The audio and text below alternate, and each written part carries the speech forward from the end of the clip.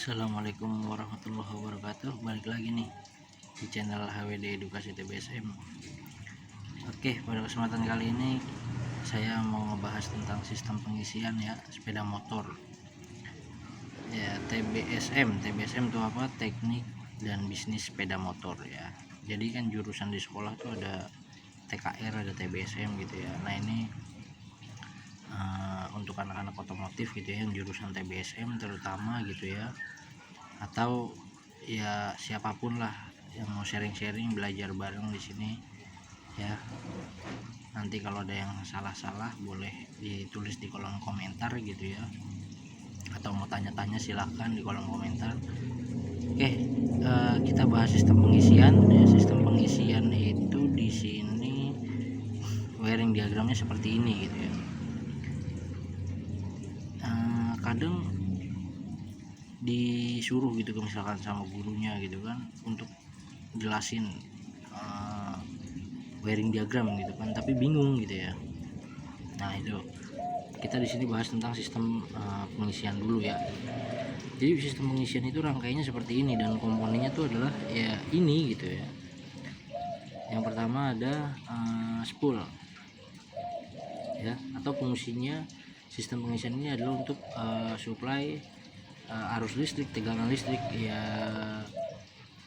ke baterai gitu ya, supaya baterainya tuh keisi gitu, jadi nggak tekor gitu kan. Jadi fungsinya sistem pengisian ini adalah ketika motor itu dipakai, otomatis kan ada komponen-komponen yang memakai arus listrik atau tegangan listrik dari baterai gitu ya. Nah, jadi kalau misalkan arus listrik, tegangan listriknya keluar aja gitu ya, nggak ada sistem pengisian, otomatis drop lah, ibarat baterai handphone gitu kan, karena aki ini baterai juga kan gitu. Kalau dipakai doang handphonenya nggak dicas, otomatis kan drop tuh lama-lama gitu, dan harus melakukan pengecasan gitu kan. Nah, sama baterai atau aki sepeda motor pun seperti itu ya, harus dicas gitu. Jadi ketika mesin hidup, nah baterai ini atau aki ini juga tetap terisi gitu ya, dicas gitu ya. Nah, jadi sistem pengisiannya adalah rangkaian untuk mengisi baterai gitu ya. Baterainya mana di motor, yaitu aki gitu, yang biasa dikenal dengan aki gitu ya. Oke, komponennya itu ada spool, rectifier regulator atau yang biasa dikenal dengan kiprok, terus fuse atau biasa yang dikenal dengan sikring, dan aki atau yang baterai gitu ya, baterai aki. Nah, dia juga gitu. Jadi spool tuh ya, gambar saya ya begini adanya gitu ya, supaya mudah dipahami juga gitu. Emang nggak bagus-bagus banget sih, jelek sih malah ya. Nah, jadi spool itu ya seperti ini gitu ya. Jadi ini yang saya coret-coret kayak gini. Nah, ini anggap aja tembaga yang ada di spool kan. Di spool ada tembaganya tuh ya, gulungan-gulungannya. Nah, seperti ini. Jadi itu mereka berhubungan gitu ya. Nah, tapi kok di sini keluarnya cuma satu kabel gitu ya? Ya karena yang saya bahas di sini hanya sistem pengisian gitu. Sebenarnya ada beberapa kabel gitu, termasuk kabel ground pun ada di situ. Ini kan sistem pengisian yang tipe motor lama gitu ya. Astrea Grand misalkan, terus Supra, Jupiter dan lain-lain gitu ya. Bebek lah, ya bebek, Matic sama aja. Dan di beberapa sport juga sama aja sih sebenarnya gitu. Lalu, nah dari spool ini ya, nanti ketika kan di spool ini di sininya tuh ada magnet ya gitu. Sengaja magnetnya nggak saya gambar, kan di sini ada magnet. Nah, ketika mesin motor hidup gitu kan si magnet ini terhubung dengan crankshaft ya, kruk as gitu. Nah, magnet itu terhubung dengan crankshaft ya atau kruk as, kan dia berputar, maka magnetnya ikut berputar. Ketika magnetnya berputar gitu ya, maka si spool ini gitu ya, dia jadi pembangkit listrik gitu ya. Ketika dia jadi pembangkit listrik ya, maka ada arus listrik, tegangan listrik yang dihasilkan dari spool ini. Nah, dia ini untuk sistem pengisian, kabelnya itu berwarna putih. Jadi ketika mesin motor hidup, dari spool ini mengalir arus listrik melalui kabel warna putih ya, white warnanya putih ya, masuk ke dalam rectifier regulator atau kiprok gitu ya. Masuk nih dia ke sini. Tuh. Ini ada 4 kaki kan, 1 2 3 4 gitu. Kenapa yang ini enggak ada kabelnya gitu ya, karena kita lagi nggak bahas yang ini anggap aja ini buat penerangan lampu ya gitu, lampu yang sistemnya AC gitu. Jadi masuk ke kiprok ya, yang pengisian. Nah di dalam kiprok ini ada yang namanya dioda. Nah, jadi dioda ini adalah komponen elektronik ya, yang merubah arus AC menjadi arus DC gitu.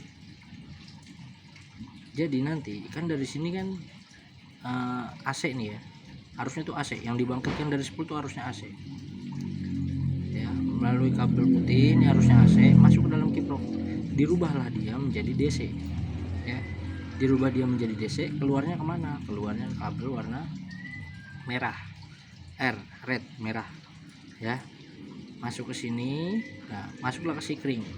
Nah di sikring lagi fungsinya untuk apa? Di sikring fungsinya untuk pengaman. Jadi ketika ada konsleting, seumpama misalkan, karena di sini tegangannya besar ya, yang AC ini tegangannya besar.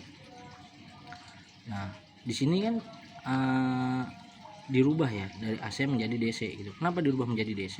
Ya karena di sini baterai ini menyimpan arus listrik, tegangan listrik DC ya. Di sini AC, di sini DC. Jadi harus sinkron. Ketika mau masuk sini harus DC gitu ya. Nah makanya di sini dirubah oleh si dioda tersebut dari AC menjadi DC. Nah katakanlah si dioda ini rusak, otomatis yang keluar di sini masih AC. Ketika yang keluar di sini masih AC ya, nggak memungkinkan buat masuk ke aki. Nah biasanya yang kalah adalah sikring, karena sikring apa? Untuk pengaman ya gitu. Sikring fungsinya untuk pengaman, jadi yang putus nanti sikringnya gitu. Nah dari sini kan udah DC, masuk ke sikring sebagai pengaman, dari sikring baru dimasukin ke aki. Nah di aki ini dicas ya, kayak teman-teman nih, kita nih ngecas handphone gitu ya, kita ngecas handphone kan keisi tuh baterainya ya gitu. Sorry turun videonya. Jadi sistem pengisiannya adalah seperti ini.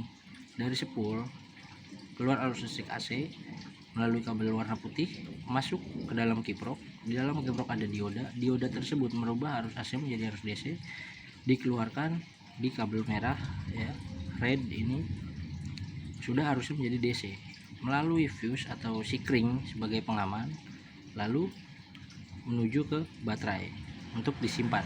Jadi fungsinya baterai ini menyimpan arus listrik sementara gitu ya, untuk digunakan untuk sistem kelistrikan yang DC gitu kan. Banyak ya sistem DC ya, ada klakson, ada lampu sein gitu kan mintanya dari aki gitu ya, dari baterai.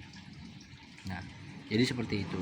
Jadi fungsi sistem pengisiannya seperti itu gitu, jalurnya seperti ini. Jadi ketika misalkan ada kerusakan pada sistem pengisian gitu, kok aki saya drop mulu ya, jadi komponen inilah yang diperiksa gitu.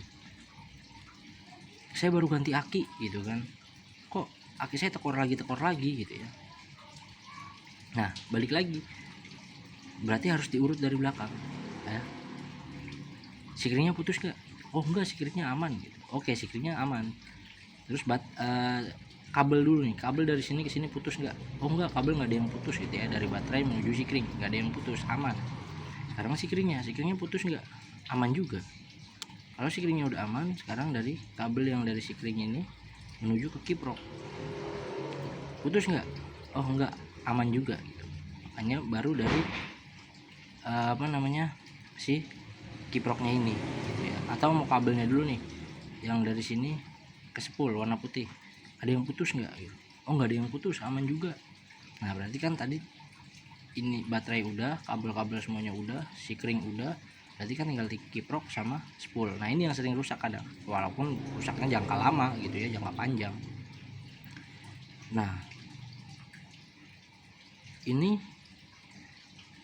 kalau rusak si kiprok gimana cara lihatnya gitu ya. Kayak tadi kan apa namanya, sebenarnya ngecek kabel-kabelnya ini bisa tahu putus atau enggak kan pakai multitester gitu ya. Nah dari sini motornya dihidupkan, di sini cek tegangan listriknya, arus listriknya pakai multitester ada enggak gitu ya. Kalau ada berarti di sini aman gitu ya, di sini aman. Nah, terus cek keluarannya di sini ada enggak gitu. Kalau di sini keluarannya enggak ada tegangan listrik atau arus listriknya, berarti kiproknya rusak gitu. Kenapa? Karena di sini ada tegangan atau arus listriknya ada di sini. Kok kenapa pas di sini nggak ada? Padahal kan dari sini harusnya keluar ke sini. Ini nggak ada, ya udah berarti kiproknya rusak gitu. Ya, gitu. Oh, dari sini ada. Pak, dari sini udah dicek nggak ada juga gitu. Ternyata pas dicek dari sini pakai multitester, dari sini aja udah nggak ada arus listrik atau tegangan listriknya lah. Berarti bisa dipastikan spool ini ada yang kebakar, atau spool ini yang untuk jalur pengisiannya ini ada yang putus nih kabelnya ini. Yang tembaganya ini mungkin kebakar atau putus gitu ya. Akhirnya apa? Ya kalau dia putus walaupun mesinnya hidup gitu ya, dia nggak bisa nganterin arus listrik, namanya dia putus gitu kan. Mungkin si kabel ininya ke sini tadi dicek aman dari ujung kiprok sampai spool aman. Nah, tapi di tembaganya sini ada yang putus. Ya, gitu. Nah, kalau di sini memang harus ngebongkar blok bagian kiri gitu ya. Kalau yang di mesin motor bebek gitu ya, atau sport gitu. Kalau yang di matic di sebelah kanan, ini ketutupan magnet ini adanya ya. Jadi ya sistem pengisian tuh cara kerjanya seperti itu gitu ya. Atau kalau misalkan kenapa baterai saya malah kembung gitu ya, nah baterainya kembung nih gitu ya. Salah satunya tadi saya bilang kiproknya aman nggak.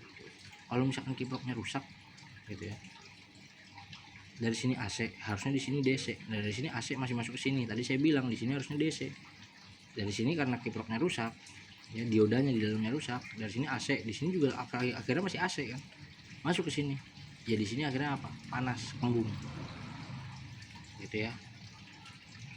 Tapi kiprok saya baru original, aman gitu ya. Katakanlah seperti itu, tapi tetap aja saya baterai kembung. Nah, berarti sel pada baterainya ini rusak udah dalamnya. Gitu ya. Sel dalam baterainya ini rusak, mau itu aki kering mau itu aki basah gitu ya. Jadi intinya sistem pengisian adalah kerjanya seperti itu, wiring diagramnya seperti ini dan komponen-komponennya seperti ini. Jadi ketika baterainya ngedrop atau akinya ngedrop gitu ya, ya udah cek aja komponen ini gitu ya. Ini di motor-motor karbu ya, ini di motor-motor karbu gitu ya.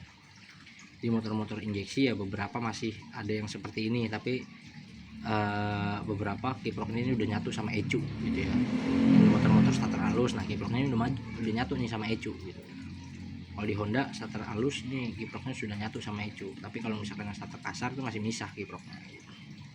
Jadi intinya kalau Honda Yamaha nih kabelnya sama nih seperti ini rangkaiannya ya, warnanya sama merah putih merah gitu ya, rangkaiannya seperti ini juga.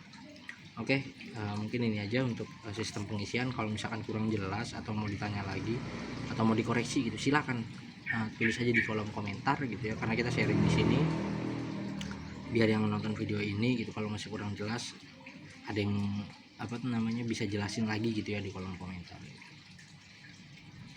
Untuk sistem-sistem berikutnya, sistem kelistrikan lainnya di sepeda motor nanti saya bahas lagi, saya bikin videonya lagi. Oke.